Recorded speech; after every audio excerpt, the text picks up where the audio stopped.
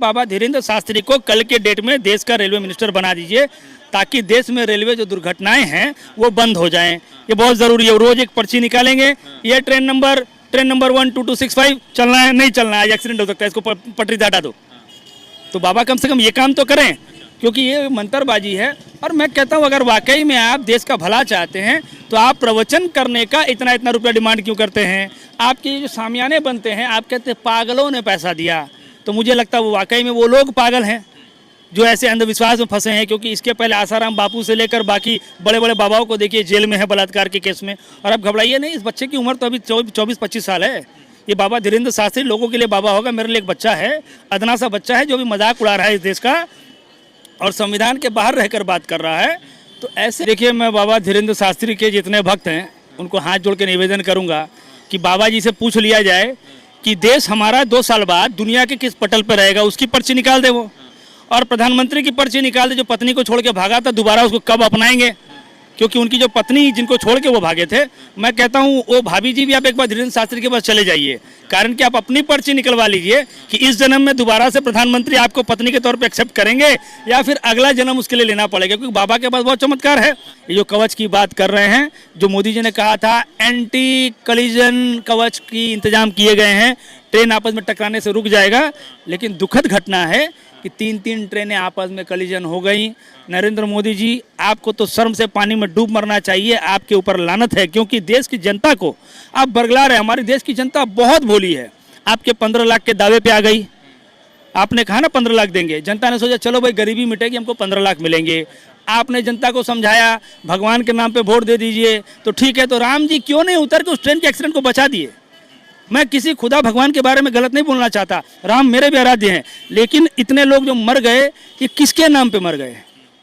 सुरक्षा कवच तो मोदी जी ने अभी भूषण सिंह को देके रखा हुआ है, ब्रिजभूषण शरण सिंह को देके रखा हुआ है। सुरक्षा कवच जो है अभी उनके पास है। जो करण के पास में एक वो सुरक्षा कवच था ना, वो मोदी जी को मिला था, जैसे उनको सेंगोल मिला था, वो सेंगोल की तरह वो जो सुरक्षा कवच भी है उन्होंने अभी ब्रिजभूषण शरण सिंह को देके रखा है। भाई तुम बचो, क्योंकि इंक्वायरी बाद में होगी। जब उनके ऊपर मुद्दा उठ रहा है, पहले कहिए नैतिकता के तौर पर रिजिग्नेशन दे दें, हट जाएं, इंक्वायरी कराएं। इंक्वायरी में उनकी गलती नहीं आती है। मेरी संवेदना है देश के रेलवे मिनिस्टर के साथ में, मेरी भी संवेदना है, क्योंकि उनके कार्यकाल में कैसी दुर्घटना घट गई है जिसको वाकई रोका नहीं जा सकता है, लेकिन बचाया जा सकता था। भाषा में वैष्णव जी जो है अभी कठपुतली हैं भाजपा के, और असली रेलवे मिनिस्टर जो है प्रधानमंत्री खुद हैं। क्योंकि वो प्रधानमंत्री कम प्रचार मंत्री ज़्यादा हैं, तो जहाँ जहाँ प्रचार का जगह मिलता है वो कहीं छोड़ते नहीं हैं।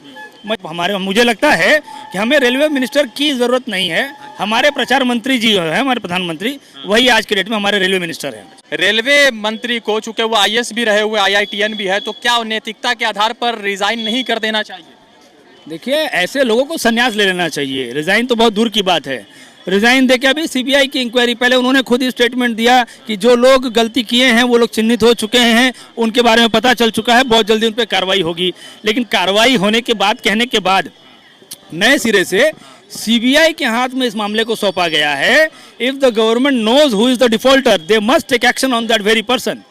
क्योंकि नमस्कार, आदाब, मैं रजा अंसारी। उड़ीसा में हुए दुर्घटना के बाद लोगों की निगाहें उस तरफ जा रही है कि आखिर सुरक्षा कवच होने के बावजूद इतना बड़ा दुर्घटना कैसे हुआ। ना ही रेलवे मंत्रालय ने जिम्मेदारी ली है, ना ही भाजपा सरकार ने जिम्मेदारी लिया, और ना ही रेलवे मंत्री ने रिजाइन किया है, ना ही भाजपा सरकार ने उनका जो है उनको जो है दूसरे पोस्टिंग के लिए दिया है, ना ही उनको बर्खास्त किया। सवाल यह है कि 1956 से लगातार अगर देखेंगे तो लाल बहादुर शास्त्री, साल 2000 में ममता बनर्जी, 1999 में नीतीश कुमार, 2016 में सुरेश प्रभु, अलग अलग जगहों पे जब रेल दुर्घटना होते थे तो रिजाइन करते थे। मगर अभी तकरीबन जो है 281 सरकार कह रही है, मगर आंकड़े क्या होंगे वो तो खैर किसी जब डिटेल आएगा, जब जांच पड़ताल होगी तब पता चलेगा।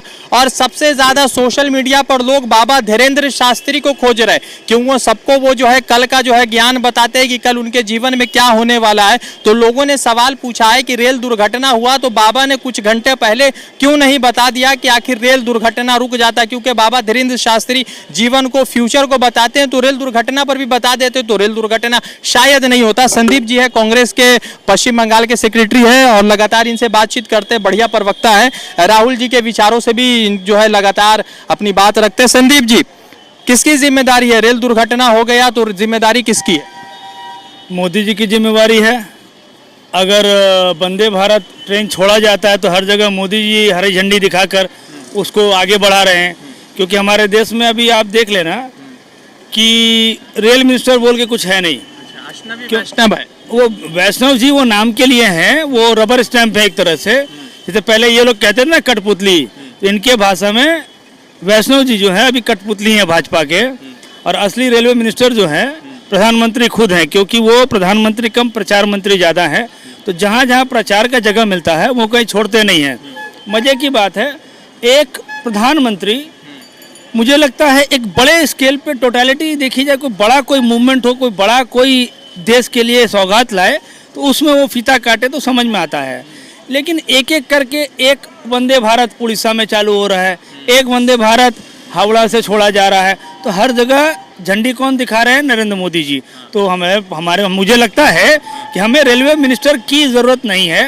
हमारे प्रचार मंत्री जी है, हमारे प्रधानमंत्री, वही आज के डेट में हमारे रेलवे मिनिस्टर हैं। एक कुछ लोगों ने सोशल मीडिया पर यह सवाल पूछा है कि एक बाबा है, और मतलब किसी की आस्था से हम बात नहीं कर रहे, मगर लोगों ने कहा है कि बाबा धीरेन्द्र शास्त्री लोगों को कल की बात बता देते हैं कि उनके जीवन में क्या हो रहा है।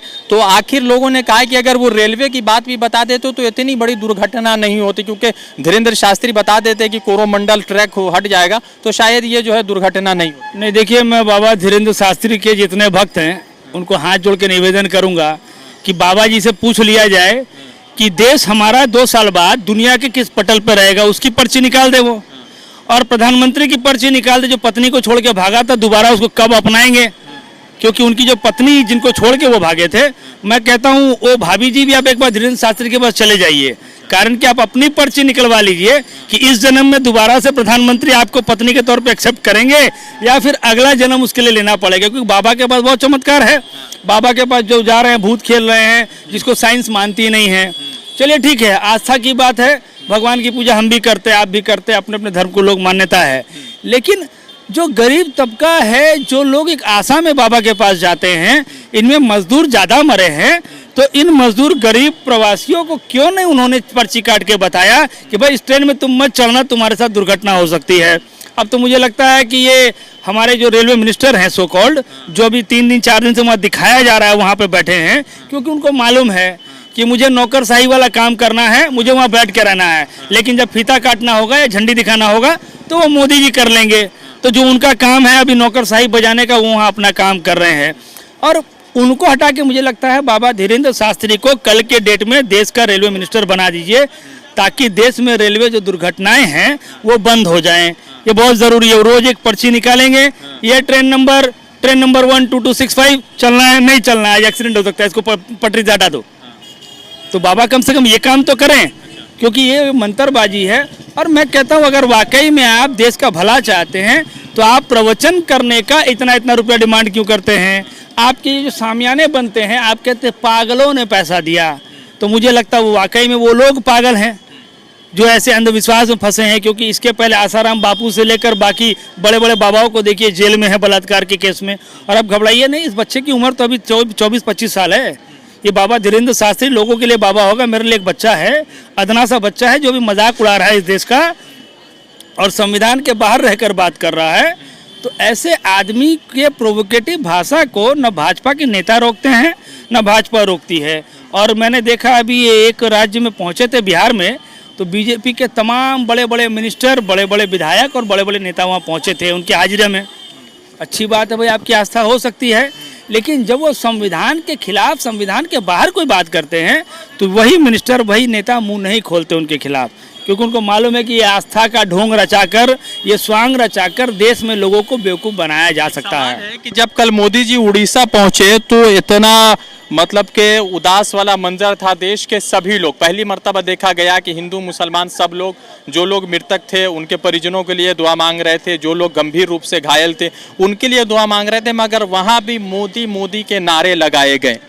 देखिए, मोदी का ये जो स्टंट है, शोमैनशिप है, ये अभी बीच में विदेश में कहीं गए थे तो आपको पता करना चाहिए। एक एरोप्लेन भर के यहाँ से लोग गए थे वहाँ पे उनके शो में पहुँचने के लिए कि वहाँ पे मोदी मोदी के नारे लगाए जाएं। इनका एक इवेंट मैनेजमेंट टीम चलता है इनके साथ में सारी दुनिया में, क्योंकि जो शख्स देश में गरीबी के हालात में जिनको रोटी पहुंचानी चाहिए थी, गरीब बच्चों के लिए नया स्कूल बनाना चाहिए था, वो नहीं बना के, जिसकी ज़रूरत नहीं थी, अभी नया संसद भवन बनाया गया है। तो ये मज़े की बात है। 1200 करोड़ में कई सारे नए कॉलेजेस बन सकते थे, कई स्कूलें खुल सकती थी, या देश की कुछ अर्थव्यवस्था जहाँ पे कमजोरी है, हमारे जितने रिमोट एरियाज हैं वहाँ पर पैसा पहुँचाया जा सकता था, उससे कुछ और काम हो जाता। रेलवे मंत्री को, चूंकि वो आईएएस भी रहे हुए, IITN भी है, तो क्या नैतिकता के आधार पर रिजाइन नहीं कर देना चाहिए? देखिए, ऐसे लोगों को संन्यास ले लेना चाहिए। रिजाइन तो बहुत दूर की बात है। रिजाइन देके अभी सीबीआई की इंक्वायरी, पहले उन्होंने खुद ही स्टेटमेंट दिया कि जो लोग गलती किए हैं वो लोग चिन्हित हो चुके हैं, उनके बारे में पता चल चुका है, बहुत जल्दी उन पर कार्रवाई होगी। लेकिन कार्रवाई होने के बाद, कहने के बाद, नए सिरे से सीबीआई के हाथ में इस मामले को सौंपा गया है। If the government knows who is the defaulter, they must take action on that very person, क्योंकि इतने लोगों की जान गई है। देश में इतनी बड़ी दुर्घटना पिछले 20 सालों में बहुत रेयर टू रेयर फाइंड किया जा सकता है कि ऐसी बड़ी घटना पूरे दुनिया में बहुत कम हुई है। ये बहुत बड़ी दुर्घटना है। 281, मगर कुछ बड़े ऐसे जो आंकड़े आ रहे हैं वो कह रहे हैं कि मरने वालों की संख्या हजारों से भी ज्यादा है। देखिए, अभी बहुत सारे लोग जो है ना, उनकी लाशें नहीं मिली है, क्योंकि जो जनरल डिब्बे थे, आपको मालूम है जनरल कंपार्टमेंट में लोग भर के घुसते हैं, वहाँ पे बाथरूम के पास लोग बैठे रहते हैं। आप कभी अगर चढ़ेंगे जनरल कंपार्टमेंट में तो आपको दिखेगा कि बाथरूम के पास भी लोग बैठे रहते हैं। इसका मतलब यह है कि एक सीट में बैठने की जगह 3 लोगों की होती है। उस पटरी के ऊपर, उस सीट के ऊपर कम से कम 6 लोग चप के बैठते हैं। उसके बाद जो बीच की जगह होती है सीट के बीचों में, उस पर वहाँ पे ज़मीन पर लोग बैठते हैं, और इस तरह से ट्रेन खचाखच भरा होता है। तो एक बोगी में कम से कम मुझे लगता है 300-350 लोग रहते हैं। आप ये पकड़ के चलिए, मैं अनुमानित कहूँ कि अगर 250 भी मान लूँ, एक बोगी में अगर चप के लोग बैठे हैं, तो ये घटना बहुत बड़ी है। बहुत सारी लाशों को ऑलरेडी गायब कर दिया जा चुका होगा, क्योंकि बहुत सारे घर के लोग, आज भी बंगाल में भी बहुत सारे लोग कागज लेके घूम रहे हैं कि मेरे घर के लोग लापता हैं, उस ट्रेन से आ रहे थे, उनकी लाश नहीं मिल रही है, वो कहाँ है। मैं कहता हूँ ठीक है, दुर्घटना घट सकती है, किसी का भी कार्यकाल हो, इसमें किसी का जोर नहीं है, लेकिन कम से कम घर वालों को उनका दाह संस्कार के लिए उनकी लाशें तो मिलनी चाहिए। ये तो उनका अधिकार है। या 2 लाख रुपए अनाउंस कर दिया, ये सरकार अपने दिए हुए पैसे के जो वादे हैं कि हम 2 लाख करके मृतक के परिवार को देंगे, लाशें इसलिए गायब की जा रही है कि कम से कम लोगों को पैसा दिया जाए।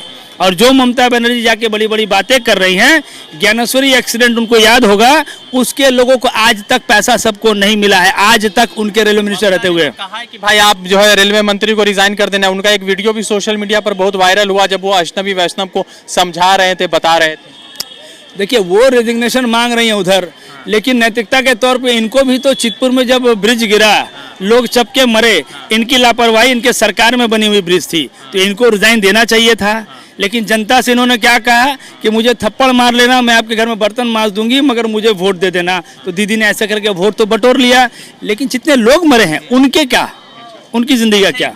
ये नहीं लगता आपको कि जैसे अभी पूरे देश भर में जो ये ट्रेन का एक्सीडेंट हुआ है, आज लोग ये कह रहे हैं, सोशल मीडिया पर चल रहा है कि ट्रेन मंत्री को रिजाइन करना चाहिए, काफी लोग लिख रहे हैं, यहाँ तक कि भाजपा के कुछ समर्थकों ने लिखा कि रेल मंत्री।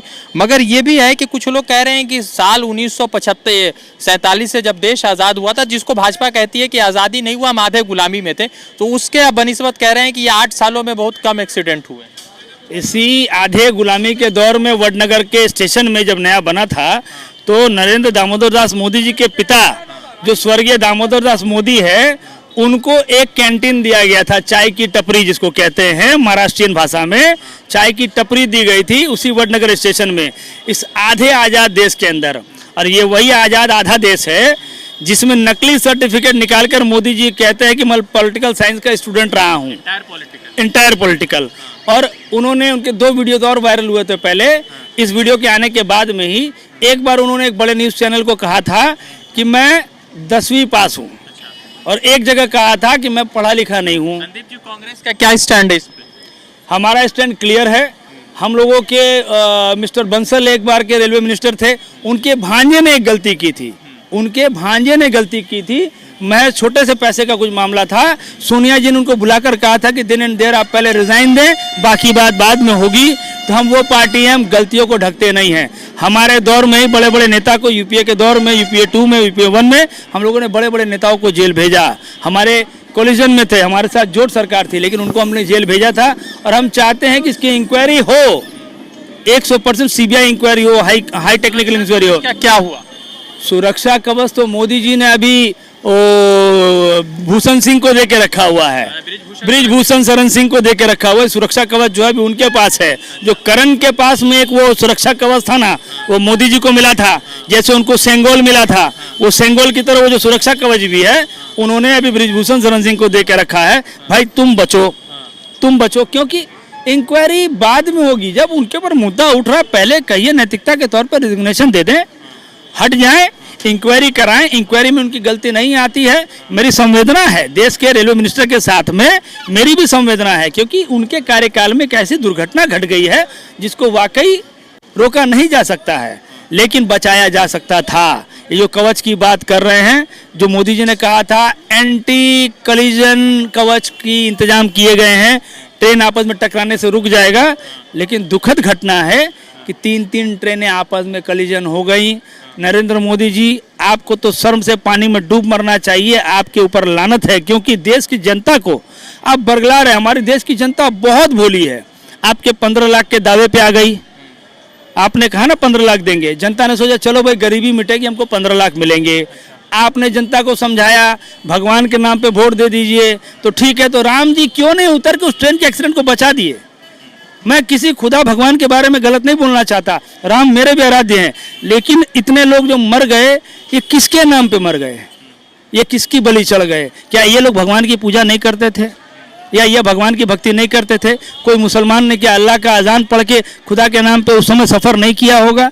लेकिन मैं समझाता हूँ, टेक्निकल बात समझना होगा। जो ज़मीनी हकीकत यह है, सबकी इबादत आप करें जो आपको पसंद हो, लेकिन सामाजिक तौर पे जो हमें ज़रूरत है समाज के बीच रहने के लिए, जिंदा रहने के लिए, रोटी कपड़ा मकान से लेकर जो ज़रूरत की चीज़ें हैं, देश में कहा जाता है कि रेलवे ट्रांसपोर्टेशन का सबसे सुरक्षित जरिया है। वो भी आप सुरक्षित नहीं रहा। ये कभी रहा नहीं है पूरी तरीके से, क्योंकि आप एक्सीडेंट को कभी भी 100% आप नहीं सुना सकते हैं। मोदी जी बात करते थे बुलेट ट्रेन की, और जाके वाराणसी में वो आरती देखते हैं, तो जापान के राष्ट्रपति ने खराब बात नहीं कहा था कि आपके पास जब इतना समय 4 घंटा आप आरती देखने में लगा रहे हैं, तो आपको बुलेट ट्रेन की ज़रूरत नहीं है। और मैं भी कहता हूँ दावे के साथ, मेरी बात अगर मोदी जी के डिपार्टमेंट में किसी तक प्राइम मिनिस्टर ऑफिस में जाए, मैं दावे के साथ कहता हूं आपको बुलेट ट्रेन की ज़रूरत नहीं है। आपको ज़रूरत है नए ट्रैक्स बनाने की। मैं बता रहा हूं बार बार, ये कई रेलवे के बड़े बड़े महानुभावों से मेरा डिबेट हो चुका है इस बारे में। रेलवे ट्रैक्स देश में बढ़ा दीजिए। राजधानी के इंजन की जो स्पीड है, दुरंतो की जो इंजन की स्पीड है, और उसके अलावा तमाम हिंदुस्तान के दूसरे इंजन है बहुत कैपेबल हैं। ये वो वंदे भारत की तरह नहीं कि बिजली उस पर गिरी तो रोक दिया गया, गाय तो घुसी, वो तो दूसरे गाड़ी में भी घुस सकती है। लेकिन जो बिजली गिरी और ट्रेन को रोक दिया गया, उसको ट्रैक से हटा दिया गया क्योंकि वो आगे चलने के लायक नहीं बची थी। तो ऐसा तो हिंदुस्तान के किसी इंजन के साथ कभी नहीं हुआ कि बिजली गिरी उसके ऊपर और वो ट्रेन रुक गया। ऐसा हमने कभी सुना नहीं था। ये टेक्नोलॉजी की फेलियर है। ये वंदे भारत भी मोदी जी का एक गड़ा हुआ सपना है, जो सिक्योरिटी वाइज बहुत कमज़ोर ट्रेन है। हो सकता है एडवांस चिप लगाया गया होगा, 2000 के नोट। हाँ बिल्कुल, वो 2000 नोट की तरह एडवांस चिप लगाया गया होगा, लेकिन ये चिप जो है ना बड़ा चीप साबित हो रहा है। तो लगातार जनदीप जी से बात हो रही थी, और ये इन्होंने अपने रेलवे के माध्यम से जितनी बड़ी दुर्घटना हुई उन पर बातचीत कर रहे थे और लगातार अपनी बात रख रहे थे। द इंडियन खबर, सच आपके सामने।